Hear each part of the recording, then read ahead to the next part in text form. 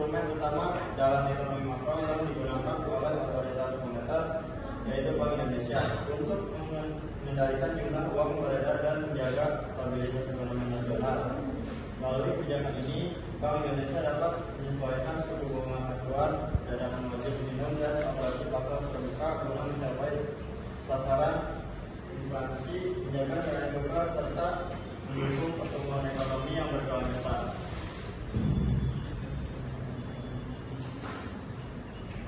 Tinjauan teoritis jenis-jenis kebijakan moneter: 1. Kebijakan ekspansi meningkatkan jumlah uang beredar. 2. Kebijakan kontraktif menurunkan jumlah uang beredar untuk menekan inflasi. Tujuan kebijakan moneter: tujuan utama kebijakan moneter adalah menjaga stabilitas harga, meningkatkan kecepatan kerja, dan mencapai keseimbangan pembayaran. Selanjutnya, tinjauan teoritis. Instrumen kebijakan moneter yang pertama adalah operasi pasar terbuka, yang kedua fasilitas diskon, yang ketiga giro wajib minimum, yang keempat imbauan moral, dan yang kelima instrumen syariah seperti SBIS dan BWM syariah. Selanjutnya, Bank Indonesia sebagai otoritas moneter berperan penting dalam menjaga stabilitas nilai rupiah. Selama periode 2024-2025, BI terus melakukan penyesuaian suku bunga acuan untuk mengendalikan inflasi dan menjaga stabilitas makroekonomi nasional. Berdasarkan data Bank Indonesia, rata-rata inflasi pada tahun 2024 tercatat sebesar 2,9%, sementara pada pertengahan 2025 berada di kisaran 2,7%. Fed sempat naik dari 6,00 menjadi 6,25% sebagai respon terhadap tekanan eksternal dan stabilitas nilai tukar rupiah.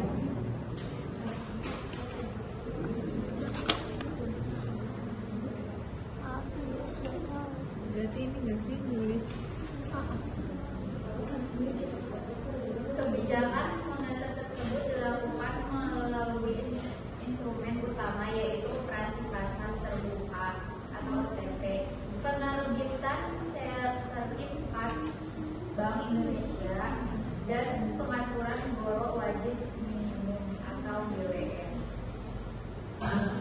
Selanjutnya ada analisis dan kebijakan. Kebijakan moneter Indonesia terbukti efektif menjaga stabilitas harga dan mengendalikan inflasi. Namun efektivitas instrumen seperti SBI juga bergantung pada tingkat partisipasi perbankan dan kondisi pasar uang. Dalam jangka pendek, peningkatan suku bunga SBI dapat mengurangi jumlah uang beredar. Namun dalam jangka panjang bisa berdampak pada penurunan investor investasi sektor real. Selanjutnya rekomendasi. Yaitu 1. Penguatan koordinasi antara kebijakan moneter dan fiskal. Yang kedua, pengembangan instrumen moneter berbasis digital dan syariah. Yang ketiga, peningkatan transparansi kebijakan Bank Indonesia untuk memperkuat kepercayaan publik. Yang keempat, edukasi masyarakat dan pelaku usaha terhadap dampak perubahan kebijakan moneter.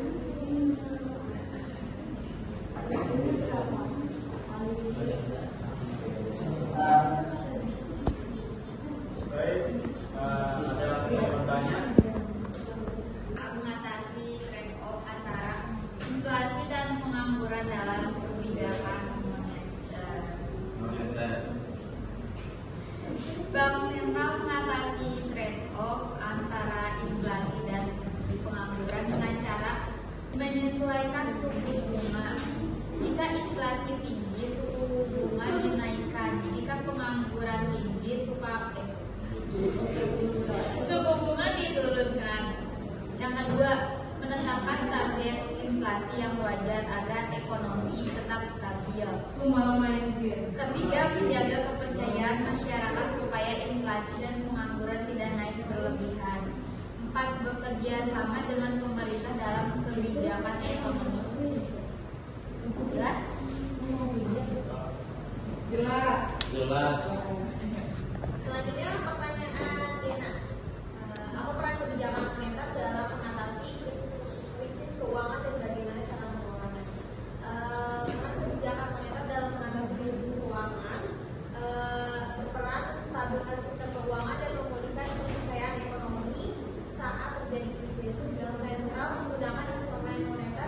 menjaga likuiditas, nilai mata uang dan tingkat inflasi agar tidak menimbulkan kerugian ekonomi.